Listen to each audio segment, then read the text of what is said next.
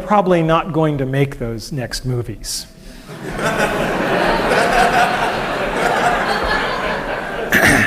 And he said, no, they are.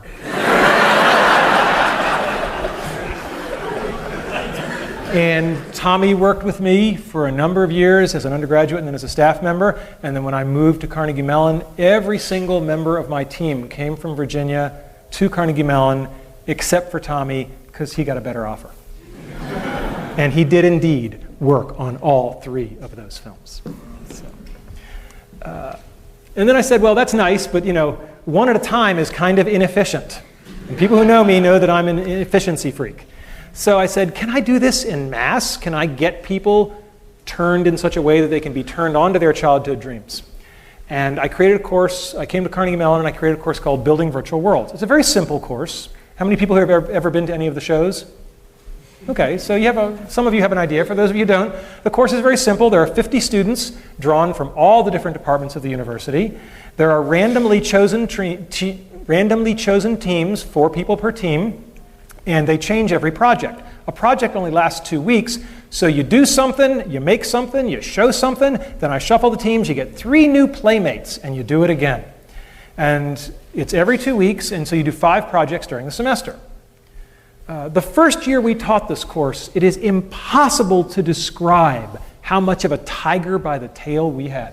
I was just running the course because I wanted to see if we could do it. We had just learned how to do texture mapping on 3D graphics, and we could make stuff that looked half decent, but we were running on really weak computers by current standards. But I said, I'll give it a try. And at my new university, I made a couple of phone calls, and I said, I want to cross-list this course to get all these other people. And within 24 hours, it was cross-listed in 5 departments. I love this university. I mean, it's the most amazing place. And I said, and the kid said, well, what content do we make? I said, hell, I don't know. You make whatever you want. 2 rules, no shooting violence and no pornography. Not because I'm opposed to those in particular, but that's been done with VR, right? And you'd be amazed how many 19-year-old boys are completely out of ideas when you take those off the table.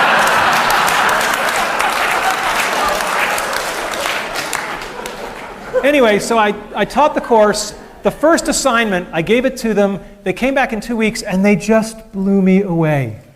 I mean, the work was so beyond, literally, my imagination. Because I'd copied the process from Imagineering's VR lab, but I had no idea what they could or couldn't do with it as undergraduates and how, because their tools were weaker.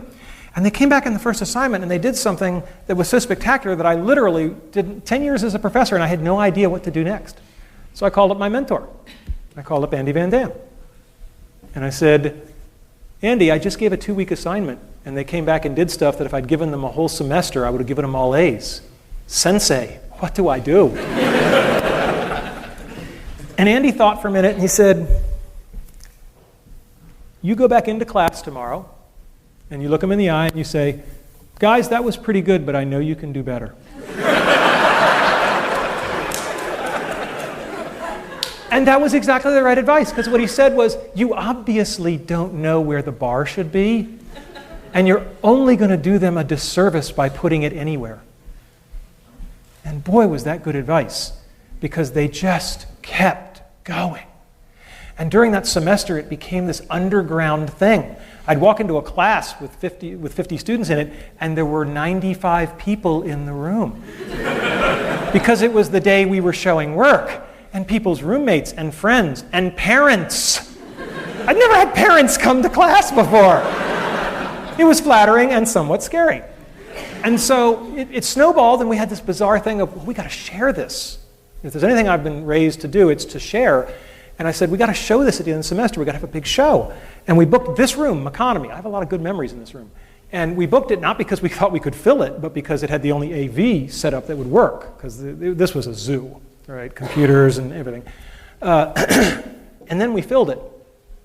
And we more than filled it. We had people standing in the aisle. I will never forget the dean at the time, Jim Morris, was sitting on the stage right about there. We had to kind of scoot him out of the way.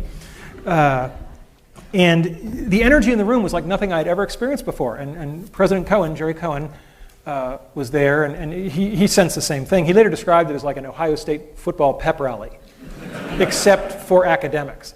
And And he came over and he asked exactly the right question. He said, before you start, he said, I got to know, where are these people from? He said, the audience, what departments are they from? And we polled them, and it was all the departments. And I felt very good because I had just come to campus, he had just come to campus, and my new boss had seen in a very corporal way that this is the university that puts everybody together. And that made me feel just tremendous.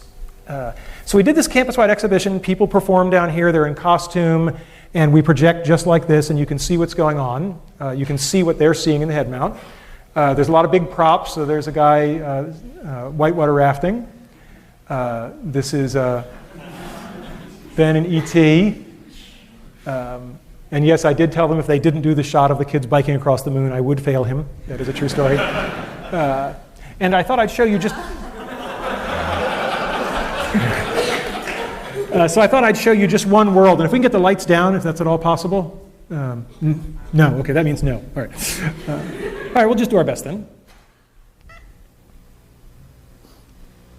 Oh, hello there. I'm lonely. Make me a world. Make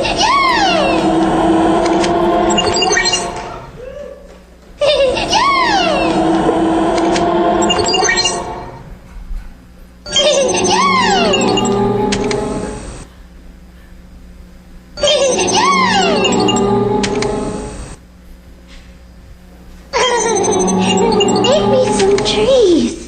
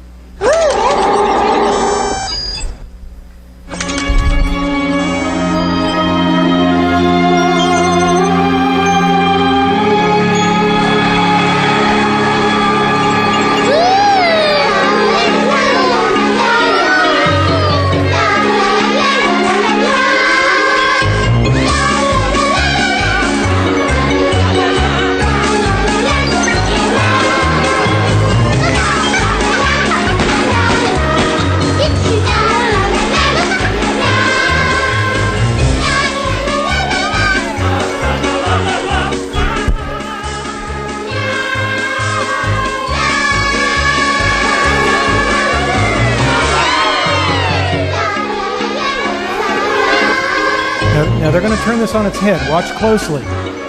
The world doesn't want to go on to the next thing in the show.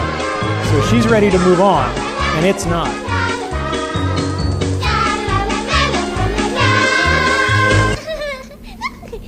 What are you doing? Can't end this now. But there's so many other worlds that have to go. But our world is the best world. Hey,